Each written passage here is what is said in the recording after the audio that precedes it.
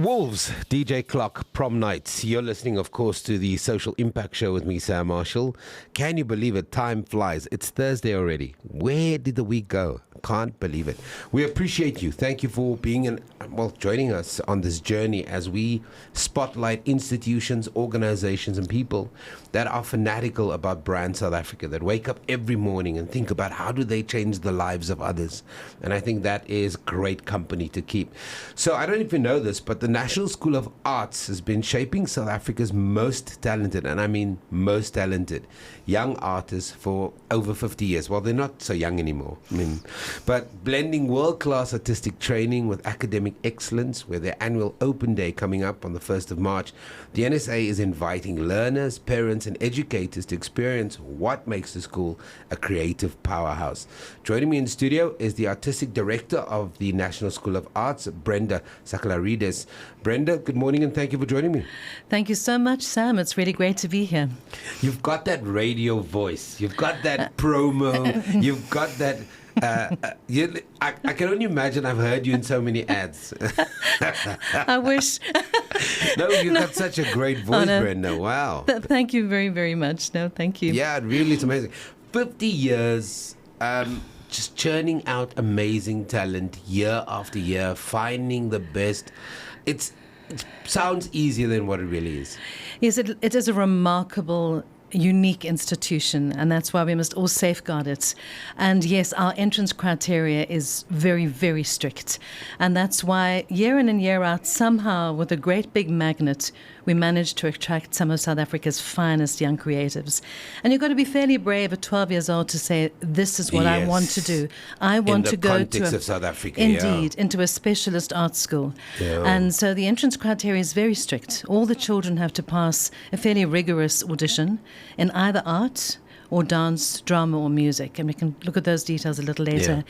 But we take a very specific child, and because we need these children to be set up to succeed. And parallel to that, they need to be academically astute, because 2 hours every day they will spend on their specialist art subject, which means they've got to jump into their academics with fervor, with ability and all the rest, because at the end of the day, they will write the same matric paper that all your other public schools will write. They will sit and write a physics. That, Brenda. I love that you're saying that, because I think sometimes people think, and you use the other word which just resonates with you. You've got to be brave, right? Indeed. It takes a special kid to walk up to their parents and go, I want to go there. Absolutely. Because most parents are like lawyers, doctors, whatever, and Absolutely. And what is also very important for the parents to know that because it is an academic school, our little byline is realizing dreams through excellence in arts and academics. It's not an or, it's an and.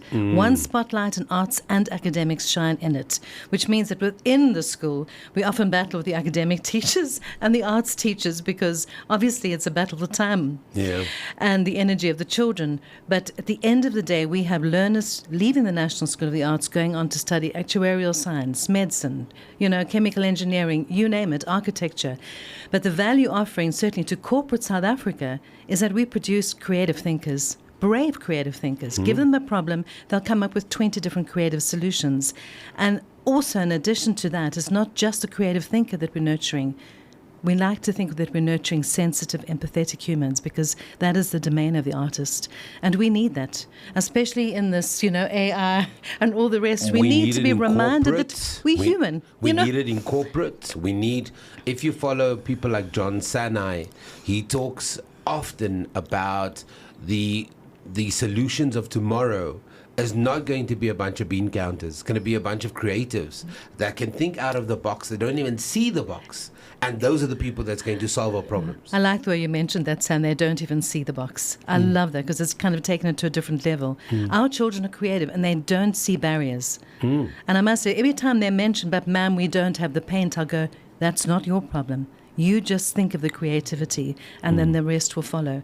Extraordinary young children, from across the country that are at our school at the moment, and it's our responsibility as the adults and in the sector, because I always say that it's a publicly funded school, which means it belongs to everybody, and everybody in the creative sector should want to get behind it, because we need a well-managed, well-funded public arts institution. Yeah.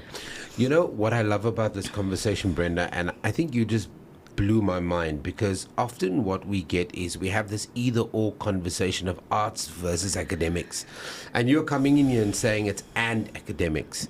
And for the longest time, I don't know who started that narrative. I don't know who started the idea that if you're artsy, you're lazy.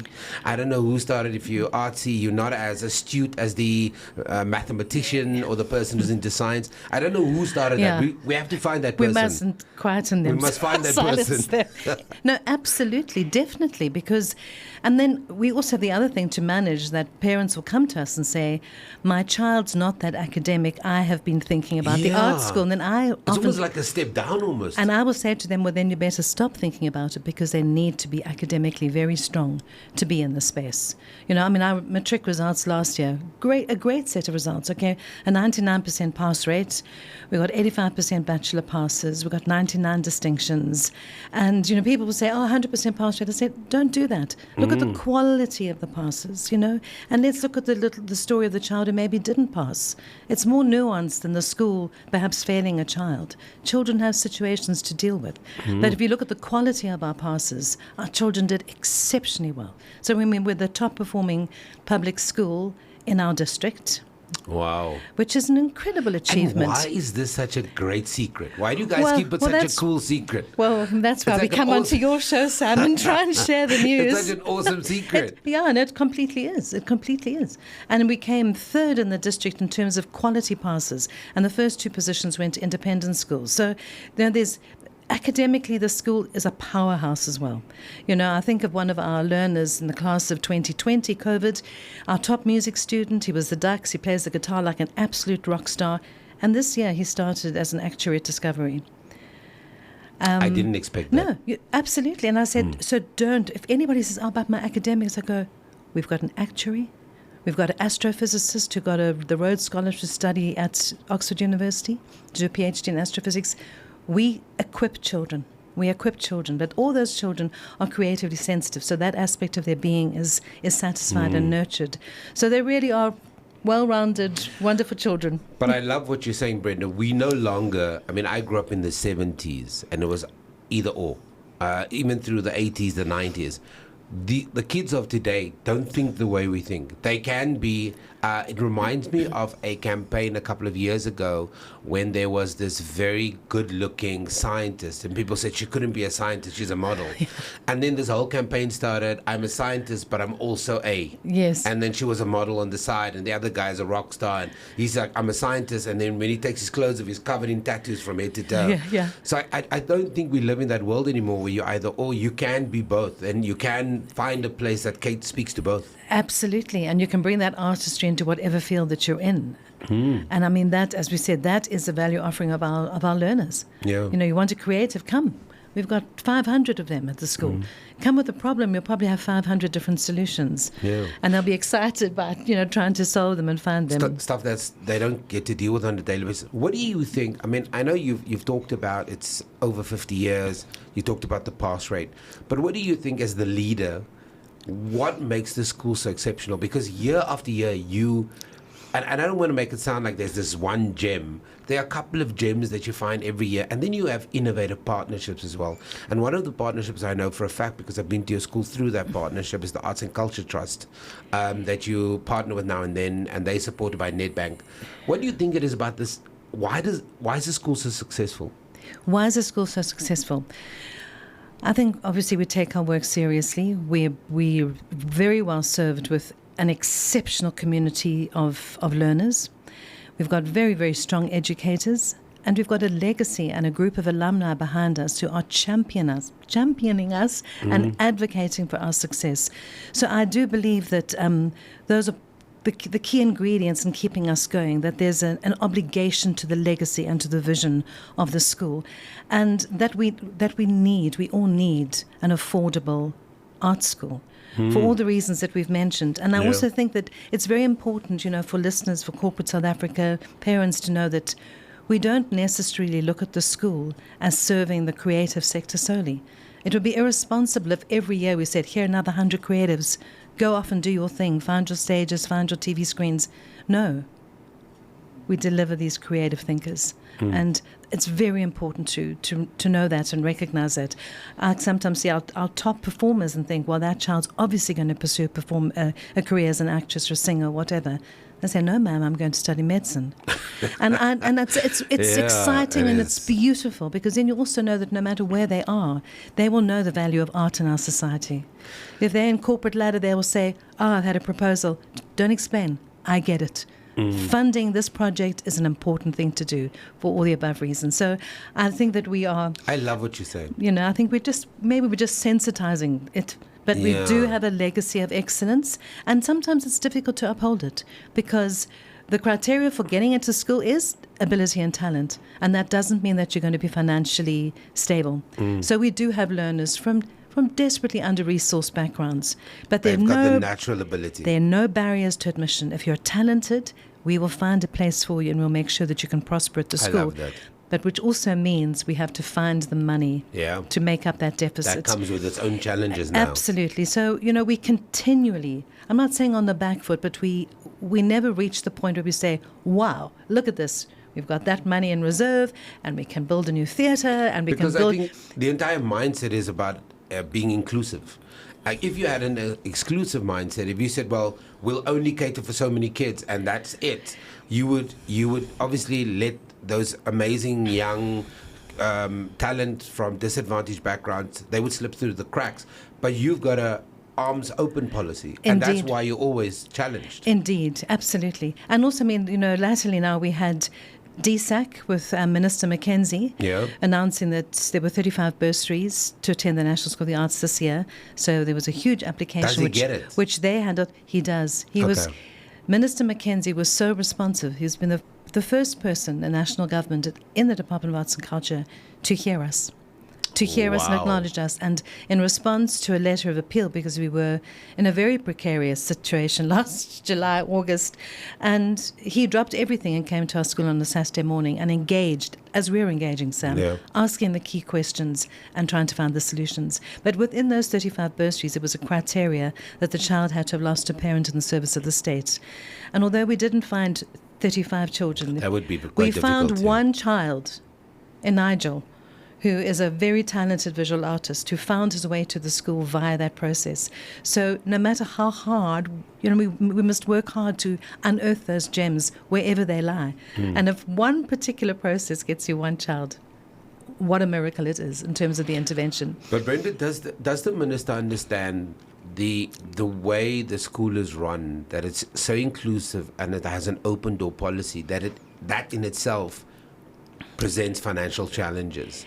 And because you said some of the children on pure talent alone come from some of the most traumatized, damaged, poverty-ridden environments, and so your job isn't just, unfortunately, here's a child, here's a space, you're doing a lot of other stuff too. Indeed, we're making sure that those children are whole and safe. And often when they come to me with their financial problems, I would just say, your responsibility is to be the best that you can be. Leave the financial, because it's unfair that a 14-year-old should be trying to fathom financial solutions. And the stress. It's just so incredibly sad. So Minister Mackenzie was very understanding of the ecosystem. Very, very understanding. And it was so encouraging because, of course, we don't fall under the Department of Sports, Arts and Culture. We fall under the Department of Basic Education, but more specifically under the Gauteng Department of Education, District Joburg South. That is where we are located as a school and in terms of responsibility. So it was wonderful for him to say that this is a gem of a school.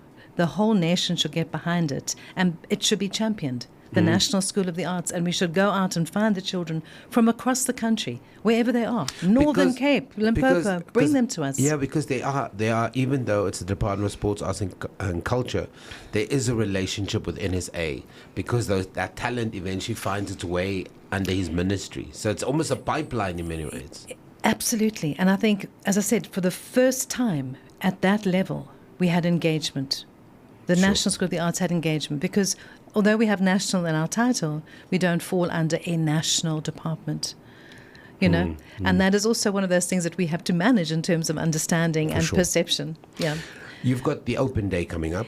And what are we going to experience? That's on the 1st of March. Yes, well, the open day is our wonderful marketing day where we open our doors to all prospective learners and I would parents. tell people to go. Yes, they must come. It's a Please busy go. day. And what is beautiful too is that we're currently rehearsing for what we've called the Creative Confluence, which the National Arts Council has sponsored, which is our creative output for the first term. Yes. So we are rehearsing for something called Moving Stories, which is the dance department and the drama department. So it's choreography and physical theatre, which will be showcased in the Lesedi, and those rehearsals will be happening on Saturday. We have an art exhibition in our art department. We have our wonderful choir. They'll be singing in the music department, our orchestra, and they are busy preparing for a wonderful concert we're doing on the 22nd of March in the Joburg Theatre in the Mandela, which is called the Jazz and Pop Ensemble 2nd Edition. That's lovely. And we're going to have great guest artists. I'm just waiting to confirm them. They're alumni, and they're going to just bring so much splendor and magnificence to the joy. performance and joy. So all our things, all these things are in rehearsal on Saturday. Educators will be there, will be ready to answer questions. We will have all the stats that people want to see and feel and know and appreciate, and it'll be a chance to walk around our huge campus and see what the school has got to offer. Beautiful We're campus. a gritty and glorious school. We don't hide behind any smoke screens because we don't have money for smoke screens or astroturfs or anything. It wasn't budgeted What for. you see is what you get. And our strength is in the incredible humans that we have in that space and serving artistic integrity. You know. I would encourage our listeners to go. If you want to find out more, if you've got a young one who has walked up to you, as Brenda was saying, was brave, you can go to their website, Art School. Is it artschool.co.za? Correct. artschool.co.za, or you can email admissions@artschool.co.za. That open day is on the 1st of March. It's going to be an amazing day. If you are a parent of a creative, if you're creative, go and check out the school, go and have a chat. You can meet Brenda and her entire team, and they'll walk you through the campus. It's very pretty.